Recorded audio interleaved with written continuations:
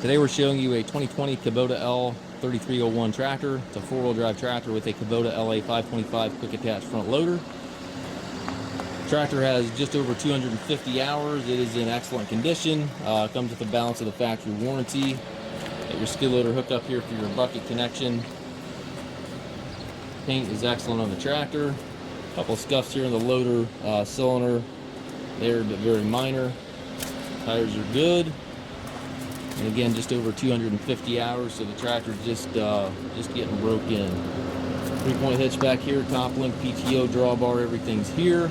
Toolbox is back here.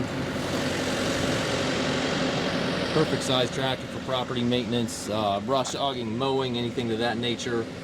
It is the hydrostat transmission with your treadle pedal there to the right, forward and back, very easily done. 3 ranges in this transmission.